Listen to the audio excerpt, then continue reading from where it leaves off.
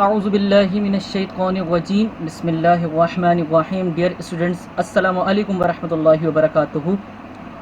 आज की इस क्लास में हमें जो है लास्ट क्लास तक हम लोगों ने जो है कुछ कॉम्प्लीमेंट्स के क्वेश्चंस जो है वो प्रूव करे थे, और उसके बाद जो क्वेश्चन आना था वो था वैन डायग्राम का। तो वैन डायग्राम के लिए सबसे पहले हमें पता होना चाहिए कि व्हाट इज़ वैन डायग्राम और what is the basic concepts of Venn diagram. तो वो क्वेश्चंस को मैंने वहीं साइड में रखा है फ़िलहाल थोड़ी देर के लिए, एक आध पीपीटी के लिए। पहले मैं आपको जो है बेसिक कॉन्सेप्ट जो है वैन डायग्राम के बताकर फिर उसके क्वेश्चंस जो है करवाऊँगा। तो आज जो है हमारा सबसे पहली स्लाइड जो है वो वैन डायग्राम के मुताबिक है। तो सबसे पहले मैं आपको बताता हूँ what is Venn diagram. Venn जो है एक मैथमेटिशियन का नाम था जिसने जो है सेट्स थ्योरी में जितने भी सेट्स होते हैं उसकी पिक्टोरियल रिप्रेजेंटेशन दी थी। मतलब सेट को तस्वीर में रिप्रेजेंट करना, मतलब सेट को तस्वीर में रिप्रेजेंट करना, मतलब पिक्टोरियल फॉर्मेट में सेट को रिप्रेजेंट करना वैन डायग्राम ने सिखाया है, वैन ने सिखाया है डायग्रामेटिकली। चलिए आइए, अब जैसे कि फॉर एग्जांपल मैं आपको एक छोटी सी मिसाल दे रहा हूँ, ये सामने आपकी स्क्रीन के मौजूद है।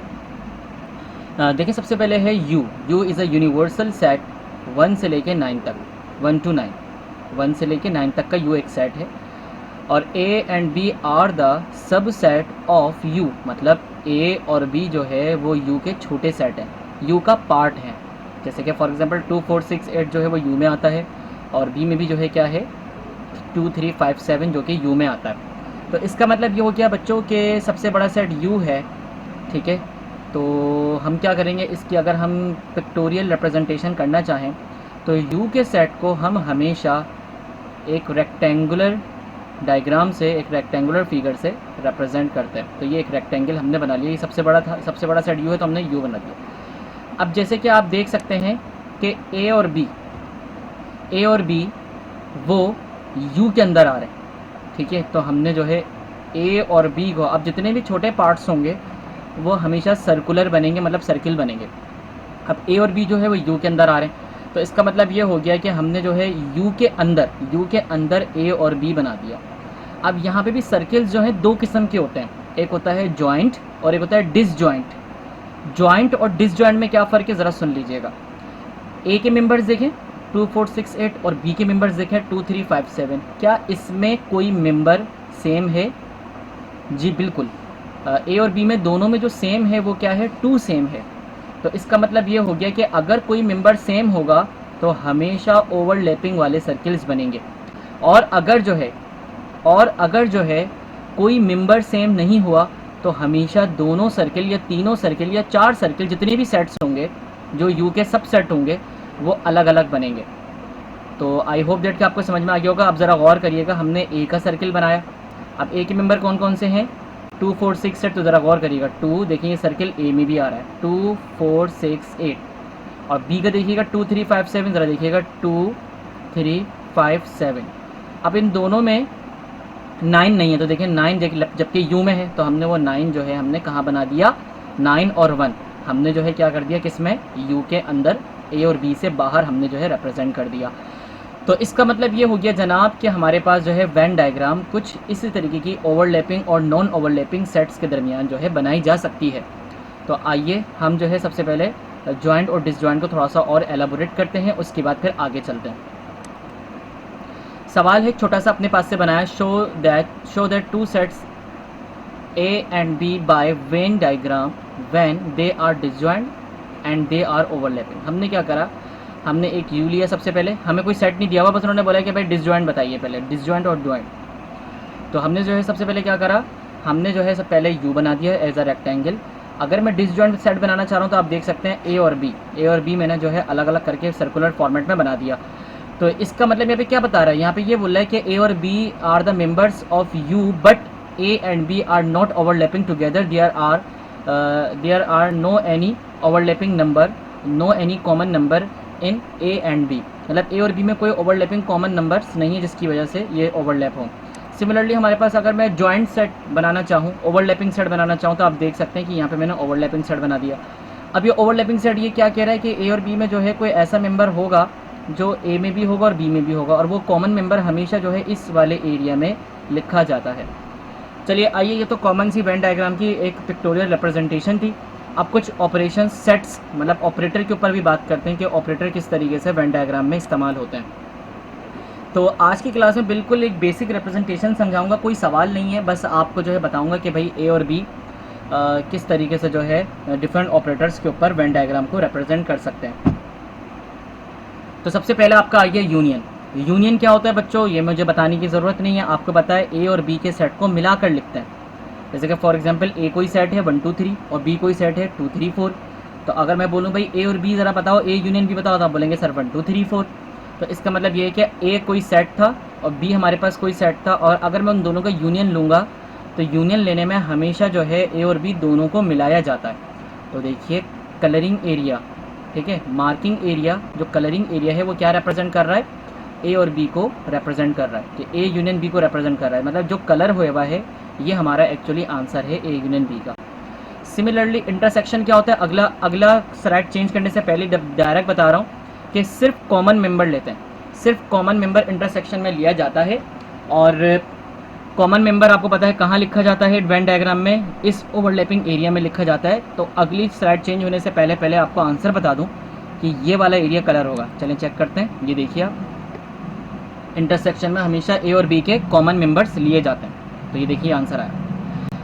आइए अब आगे चलते हैं। डिफरेंस ऑफ सेट्स मतलब माइनस वाला काम भी कर लेते हैं। चले देखिए, सपोज दैट हमारे पास ए कोई सेट है 2 3 4 5 6 7 और बी हमारे पास सेट है 3 5 7 9 11 13। अब मुझे यहाँ पे चाहिए a माइनस बी, ठीक है, a माइनस बी मुझे जो है सेट चाहिए। अब a माइनस बी जो है किस तरीके से आएगा या b माइनस ए किस तरीके से आएगा, चले मैं यहाँ पे आपको पहले a माइनस बी बता देता हूँ। बेटा सबसे पहले जब भी आप वेन डायग्राम बनाने जा रहे हो तो पहले जो है आप u बना लीजिए। जाहिर बात है u जो है इन दोनों को मिलाकर ही इन दोनों के ये दोनों जो है वो u का पार्ट होंगे। अच्छा, अब आपको ये चेक करना है कि भाई हमें यहाँ पर सर्कल्स जो हैं यू के अंदर जो बनाने हैं वो जॉइंट बनाने हैं या डिसजॉइंट बनाने हैं। तो यहाँ पर आप पहले ये देख लो कि दोनों में कॉमन पेयर कौन से हैं। तो देखो 2 इसमें है, इसमें नहीं है, चलो 2 कॉमन नहीं है, 3 इसमें है, 5 इसमें भी है, इसमें भी है, 7 इसमें भी है और इसमें भी है। तो इसका मतलब ये हो गया कि यहाँ पर हमें कॉमन दिख रहे हैं। तो हमें जो है हमेशा ए और बी, अब हमें यहाँ पर क्या करना पड़ेगा, कॉमन होने की वजह से अब हमें जो है यहाँ पर जॉइंट सेट्स बनाने पड़ेंगे, मतलब जॉइंट सर्कल्स बनाने पड़ेंगे, ओवरलैपिंग सर्कल्स बनाने पड़ेंगे। तो सबसे पहले आप क्या करो बच्चों, 3 5 7 जो है जो ओवरलैपिंग सर्कल में आने चाहिए, जो ओवरलैपिंग एरिया में आने चाहिए, वो हमने पहले इधर लिख दिए। पहले आप ये लिख देना, अपनी कॉपी और पेन लेकर बैठोगे, कॉपी पेंसिल लेकर बैठोगे तो हाथ के हाथ जैसे स्टेप्स बता रहा हूँ स्टेप बाय स्टेप आप इस तरीके से काम कर सकते हो। पहले हम क्या करेंगे, 3 5 7 उतार लेंगे। उसके बाद फिर हमें ये ए का पोर्शन है, ठीक है, 3 5 7 तो यहाँ पे कॉमन पेयर में आ चुके हैं। अब ए में क्या क्या बचा, 2 बचा, 4 बचा और 6 बचा, वो ए के पोर्शन में आ गए, ठीक है भाई। और बी में 3 5 7 चुके यहाँ पर आ चुके हैं। अब क्या क्या बचा, 9 11 13 वही आ गया। अब आपको पता है ए माइनस बी क्या होता है। ए माइनस बी में जब भी हम ए माइनस बी करेंगे तो जो दोनों में कॉमन पेयर होंगे वो काट देंगे और हमेशा पहले ब्रैकेट में जो मेंबर बचता है वो हम एज अ आंसर के सेट में लिखते हैं, ये सबको पता है, ठीक है। तो पहले अगर मैं यहाँ पे ए माइनस बी लेना चाहूँ तो कैसे लूँगा भाई, 3 से 3 काटूंगा, 5 से 5 काटूंगा, 7 से 7 काटूंगा। तो इसका मतलब है पहले सेट में क्या क्या बचा, मुझे बचा भाई 2 बचा, 4 बचा और 6 बचा। तो बेटा अब हमें क्या करना होगा, आपको पता है आंसर हमारा 2 4 6 आया। तो अब मैं जो है शेड कर दूंगा इधर। जब मैं शेड करूँगा 2 4 6 पे तो ये बात ये जाहिर कर रही है कि भाई देखिए भाई कॉमन तो कट ही गया, कॉमन कट गया और जो बी के मेंबर्स में कुछ बचा होगा वो भी हमने काट दिया, क्योंकि हमें आंसर में क्या लिखना है, 2 4 6 लिखना है। इस तरीके से हम डिफरेंस को हम काम करते हैं। अब जैसे कि फॉर एग्जांपल अगर बी माइनस ए में करता, बी माइनस ए आप लोग का टास्क क्या आप लोग खुद करेंगे, जैसे कि बी माइनस ए वाला है। बी माइनस ए वाला टास्क बड़ा सिंपल है, पहले आप बी लगा दीजिएगा यहाँ पे, या फिर हाँ पहले बी लगा दें फिर ए लगा दें। बी के मेंबर्स लिख दें 9 11 13 और ए के मेंबर्स इधर लिख दें 2 4 6 और आंसर क्या हो जाएगा 9 11 13 कलर ओवरलैपिंग एरिया में कलर कर दीजिएगा। आई होप दैट आप लोगों ने इसको समझा।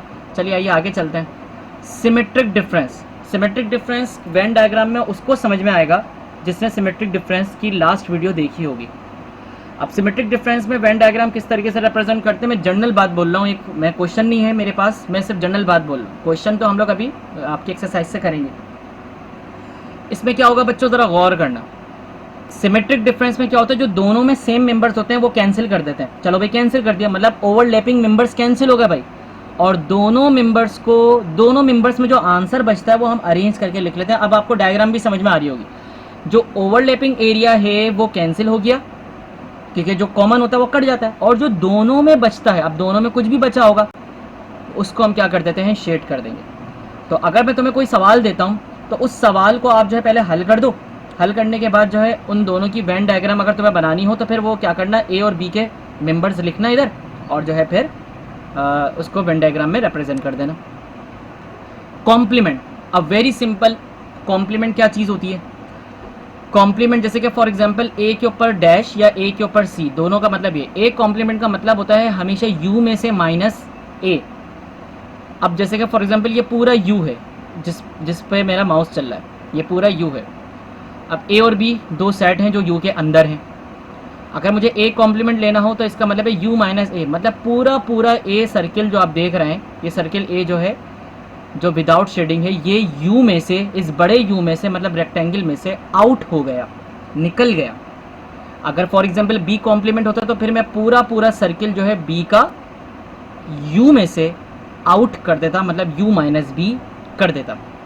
आई होप दैट आप लोगों को वेन डायग्राम की रिप्रेजेंटेशन समझ में आई। उम्मीद करता हूँ कि आप लोगों ने इस वीडियो को देखा है और बहुत अच्छी तरीके से वेन डायग्राम के बेसिक कॉन्सेप्ट जो है समझने की कोशिश करी है। अगली वीडियो ट्यूटोरियल में आपको जो है आपके बुक के क्वेश्चंस वेन डायग्राम की रिप्रेजेंटेशन इंशाअल्लाह अज़्ज़ा वजल समझाऊंगा। तब तक के लिए अपना ख्याल रखिएगा। अल्लाह हाफ़िज़।